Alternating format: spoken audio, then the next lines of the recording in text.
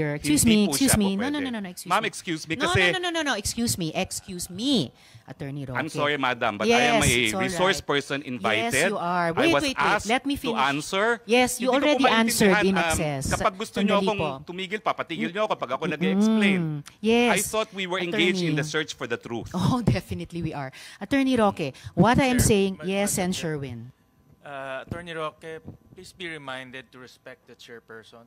I'm very respectful, Madam Chair. Paano respectful na nagsasalita siya, sinasabayan mo siya? I apologize, Senator Gatchalian. One more, I and apologize. I will cite you in contempt. And if you disrespect the chairperson, we'll be compelled to cite you in contempt. I understand and I apologize. Huwag mo naman Your Honor. sabayan siya, nagsasalita siya. Siya ang chairperson. Okay, Your Honor. I understand. I apologize. Salamat, Sen. Sherwin. At salamat, Attorney Roque, sa apology nyo kay Sen. Sherwin.